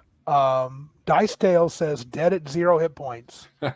Absolutely, I agree. It's annoying to go further. Charlotte says, Williams, some editions had rules for mass combat. That would be interesting. Realm management, domain play, Hmm. and the ability to become immortals. She would like that to be returned. Understood. Yes, I liked the idea of becoming, but the immortal set rules, once you became immortal and used that rule set, that was some crap there, I Yeah. thought. Bruce Lombardo of Dix Division says, bring back nation versus nation bigotry. Well, Is he talking about the race compatibility table from early yeah. edition? Well, or even the idea of, like I remember, like in Ravenloft, if you were an elf, you were considered suspicious sorceress creature. I think at this point in the gaming world, they just won't even allow everything. Everybody has to love everybody. I mean, there's not monsters aren't even all evil. Beholders aren't all Yeah, evil. So I mean, I there's don't know. tendencies. Tendencies is like okay. I mean, I was into the crazy alignments in Planescape when they had lawful good with neutral tendencies. As weird as that sounds, I kind of liked it. It gave me a feel for how to play the creature with a little twist to it. Um, lawful good with a little spicy side of not very nice all the time. Um, Yeah, I like the idea of those kind of the monsters having being essentially evil or essentially something. The problem is when we say that elves or dwarves are essentially something. One, we don't know what that is. I mean, unless you as the DM say this is how elves are, right. and then you tell the player this is how you will play your elf. I mean, Yeah. that's kind of a problem. But it's also a problem when you say this is how elves generally view this. Well, my elf is always different. Yeah, yeah. The player's I always do going to be everything different. the exception. Yeah, Ooh, yeah, Dice Tales brings another one. Encounter tables that aren't balanced. Right on. yep, yep. The world is dangerous. Your second level doesn't mean you always get a second level encounter. You may get a 14th level encounter. Get your crap together. Well, obviously, no. Where is it at? There it is. Yes, L. Obviously, the Duchy of Joe hates the Barony of Randy just for being Randys. We don't like Randys over here. No, no kidding. That's why we're not So, in the same right. place. So, if you want to have, but this is also a preference. If you want in your world to have something a little more realistic and have distrust between people groups and they have to overcome that, or maybe they don't and they just fight each other all the time, Mm-hmm. that's fine. Yep. That's interesting. But yeah, this a long time ago, or a year or two ago, however long it is now, I Yep. called into another show and made a point of how do you play. People talk about how these races are all different. How do you play an elf? Right. Because I guarantee you, there are people that act the same way that people try to play elves as. Yes. So if the elves are aloof or whatever, there's all Haughty, kinds. haughty and aloof elf, Yeah, there's all kinds of people that do that in real life. metrosexual or androgynous. Yeah, this is it'd be very difficult for you to describe a personality type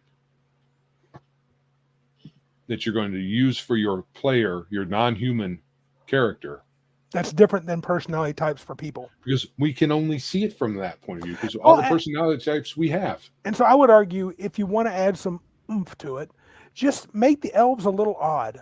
Yeah, make them a little odd. Make them sort like they bleed green blood because they're made of nature. You know, Right. they're more like they're almost plant. Maybe they're a plant-like creature. They don't eat meat. So They drink water and soak in sunlight. one little thing I thought would be cool for elves to do is base their personality and their kind of way of thinking outside of family units. Yep. Right. So with humans, we and most animals really, we operate best in family units, and we protect our children, and we like to generally do monogamous relationships because they're better for our children. Right. So, but elves, no. What they do is they have community. When they have a kid, they shuffle them off to the babysitter who raises them until they're adults. They don't, they might see them here and there. They just, who cares? Right. And they may not even stay as a bonded pair. They just have kids, and so Well, maybe they're like one of the sexes is like the bee and one is like the flower.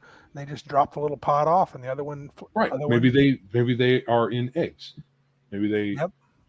I know some fairy stories, they are grown through eggs. Elves started the great pronoun wars. Yes, they did. They sure did. So right. So drastically change one thing. Yes. But they're still, they're going to eat, and they're going to sleep, and they're going to talk, and they have 2 arms, 2 legs, and 10 fingers, 10 toes, 2 eyes, a nose, and a mouth, and ears.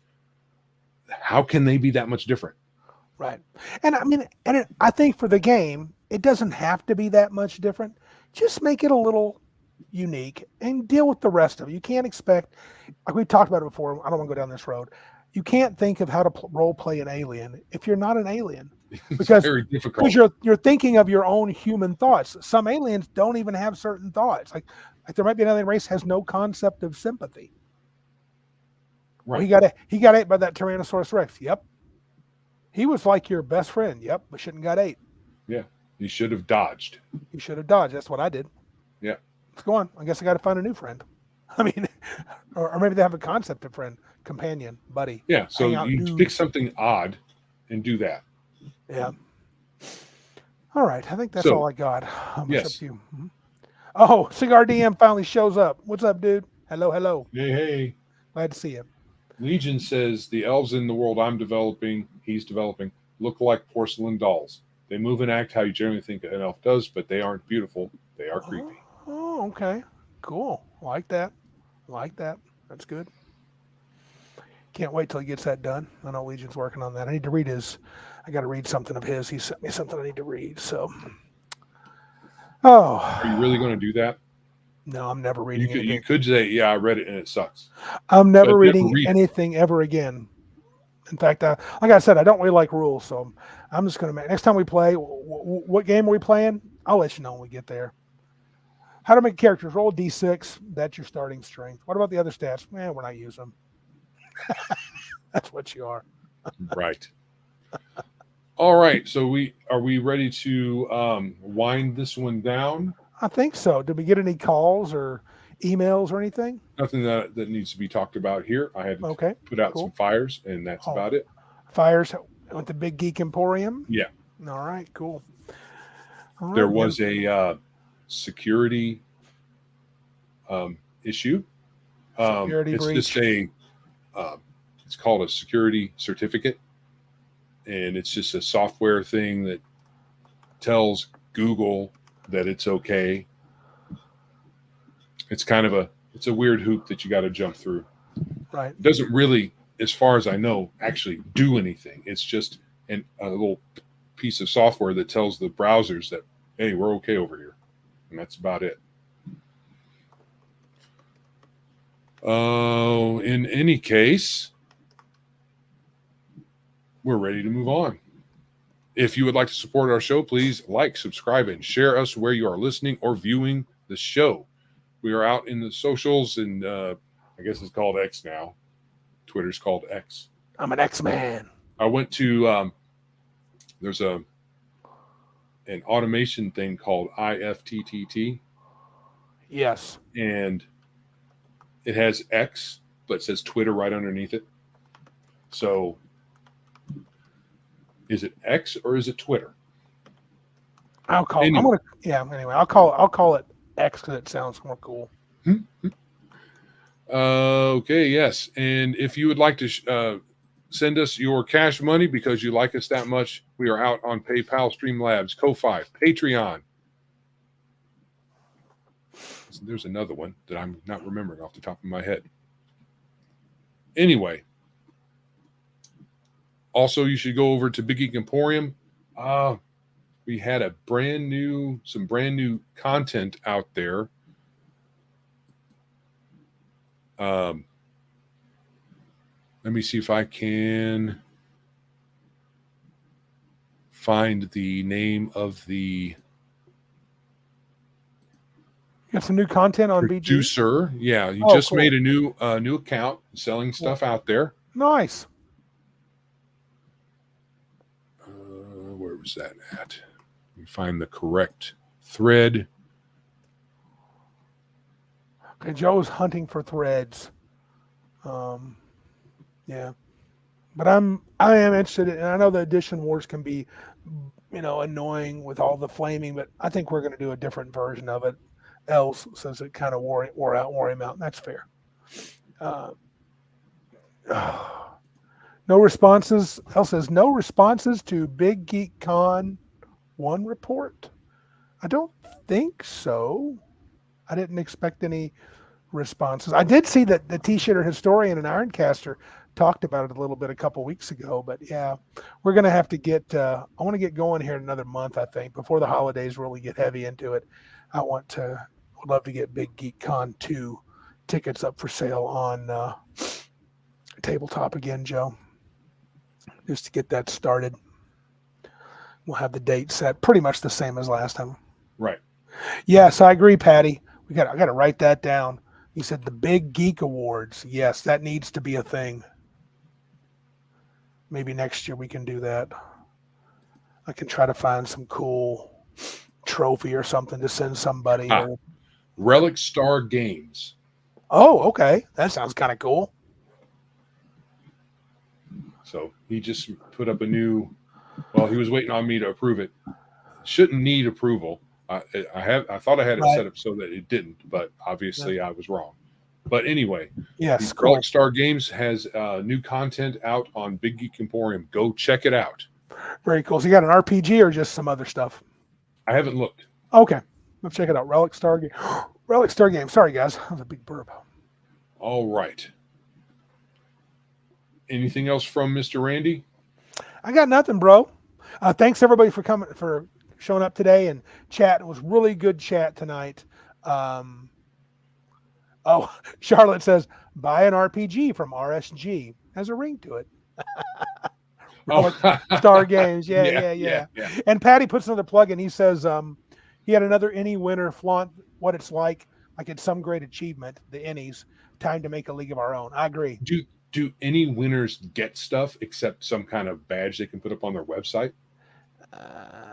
I don't know. Is there any kind of anything they can show that can say that once we got this Innie award, things really turned up for us? We got all these sales and recognition and you stuff. Would see. I saw that in some of the bigger games that I've seen at Gen Con. Innie award winner, I guess it helps them. Honestly, I'm with Patty. The Innies don't mean much anymore. I used to look at them every year. I used to even try to could we vote on them? I feel like we could vote on them at some point. I used to worry about voting, but not anymore. Most awards, things like that, devolve into self-congratulatory shenanigans. Well, yeah. Bruce is plugging in buy more advanced bestiaries, 4 more cells, and I get to shake Owen K. Stevens' hand, provided he survives the cancer. Oh, goodness. Oh boy. Hope he's okay. Yeah. Let's hope for that. Pray for that. Oh, Darth sent an email to you. Is that in regards to something from Big Geek Con I think we need to do? I don't know. He said, I did email you guys, so you might want to look at that. It'll be great. Did he email? He emailed us what? Something soon. He sent you. He did email you guys. So you sent it to biggestgeekuspodcast@gmail.com. Darth sent it. Oh, I'm thinking. It's not Gmail. Oh, it's not. What is it? It's the geeks at biggestgeekuspodcast.com. Yeah, don't listen to me. I'm just making crap up. You got that all wrong. Email me at whatever the heck I said.com. Yeah. Oh, goodness. So does he say? So yeah, no, he does. Just check it out when we get off here. Get checked and get back to Darth. I think we owe him something from Big Geek Con. He won the cool bucket of stuff, and I promised to look into it.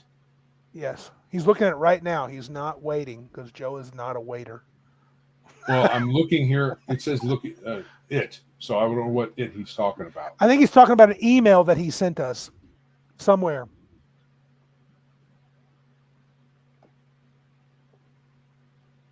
Okay, I'll see if I can find Darth's email. Okay, we'll look for it, bud. If not, catch me on Discord, which is really hard because I'm hardly ever on there. And it might be buried somewhere deep. So if you could resend it to, I will post it here. Oh, Joe is being cool here. Watch this. Watch this coolness coming up. The Geeks is where Darth sent it, yes. Now, make sure I want to see. That's my personal email. Just send it to this email address, Darth. If hopefully you're still here and you see this. He does. It'll be up for a little bit, hopefully. Yeah. Yeah. I'll also put it in the comments. Yeah. Okay. I will look into that, Mr. Darth. Yeah. And I think we owe him something. We can talk afterwards. So, yeah. Okay. So I'm good. Other than that, other than Darth's issue, I think we're good for today. What do you think? I'm thinking we're good. I just got to get back to my script. All right. Joe is scripting. I have to have everything lined up because I'm an old dude. All right. Yep. So if that's all, this is Joe. And I'm Randy. I got it right. Yes, you got it right. And remember, if you can't be big like us, then be geeks like me, not him, because I'm a doofus. If you can't be big like us, then be geeks like us. Right on. Good night, folks.